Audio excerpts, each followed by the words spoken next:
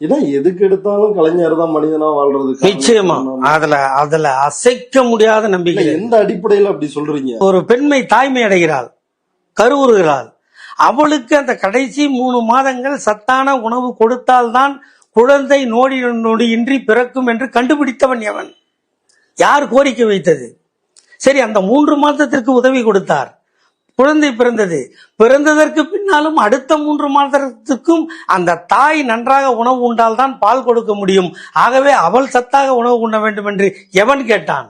அந்த 3 மாதத்திற்கும் கொடுத்து அந்த பிறந்த குழந்தை படித்து பள்ளிக்கு செல்வதானால் அதற்கு புத்தகம், பையி, பஸ் பாஸ் இத்தனையும் கொடுத்து அந்த குழந்தை படிக்க வேண்டும். காமராஜர் மதிய உணவு தந்தால், எம்ஜிஆர் அதை சத்துணவாக்கினால் அந்த சத்துணவு உண்மையாக சத்துணவாக இருக்க வேண்டும் என்று சொல்லி வாரத்தில் 5 முட்டை தர சொல்லி கேட்டவன் யார்? ஆனால் கேட்காமல் கொடுத்தவர் யார்? ஐயா கலைஞர்.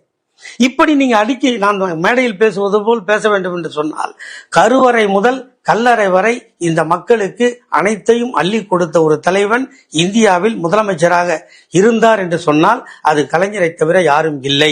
திருநங்கைகளை பட்டைகள் என்று, பேடிகள் என்று சிரித்து கேலி செய்தார்கள். அவர்களுக்கு அழகான திருநங்கைகள் என்ற பெயர். நொண்டி, முடம், குருடன் என்று சொன்னவனுக்கெல்லாம் மாற்றுத்திறனாளி என்று பெயர். இப்படி ஒவ்வொன்றையும் பார்த்து பார்த்து செதுக்கிய சிற்பி ஒருவர் கலைஞர் தான். எவனும் கேட்காததையெல்லாம் செய்து கொடுத்தார். யாராவது ஃபர்ஸ்ட் கிராஜுவேட்டுக்கு எனக்கு காலேஜுக்கு நீயே பணம் கட்டி படிக்க வைன்னு கேட்டாங்களா? யாரும் கேட்கல. அந்த வீட்டில் அவன் தான் ஃபர்ஸ்ட் கிராஜுவேட்னா அந்த 3 வருஷம் செலவு அரசாங்கம் ஏத்துக்கும். 5 வருஷம் படிக்கிறா ஏத்துக்கும். நீ டிகிரி வாங்கி வேலைக்கு போற வரைக்கும் உனக்கு நான் உதவித்தொகை யார் சொன்னா? எந்த மாநிலத்தில் தரேன்னு சொன்னான்? அவரோட இப்ப சொல்றாங்க வாரிசு அரசியல்னு. அவரோட வாரிசா இருக்கிற தளபதி வந்த அப்புறம் தான் பெண்களோட சுயகௌரவம் பாதிக்கப்படுது. என்னதான் வேலைக்கு போனாலும் சம்பாதிக்கிற காசை யார்கிட்டயும் ஒரு திட்டம் கொடுத்தாகணும். அது மாமியாரோ மாமனாரோ புருஷன்கிட்டயோ கொடுத்துட்டு அடுத்த நாள் காலைக்கே பஸ்ஸுக்கு கையை தானே ஏந்தணும். அந்த கையேந்திரத்தை கூட ஜீரணிக்க முடியல எங்க முதலமைச்சரால. நீ இப்போ நான் பஸ் இலவசமா கூட எவன் சொன்னான்?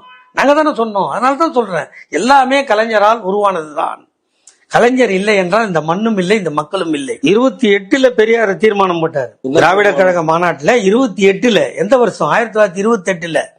52ல பார்லிமெண்ட்ல சட்ட புத்தகத்தை எழுதின அம்பேத்கர் அதுக்காக ஒரு தனிநபர் மசோதா கொண்டு வந்து அது தோத்து போய் பார்லிமெண்ட்ல தூக்கி பதவியை விசிறி அடிச்சுட்டு வந்துடுறாரு.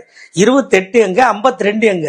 89ல இந்தியாவிலே ஒரே முதலமைச்சர் பெண்களுக்கு சொத்தில் சம பங்கு உண்டு என்ற சட்டத்தை கொண்டு வந்த ஒரே முதல்வர் கலைஞர் தான். இதை விட என்ன வேணும் உங்களுக்கு?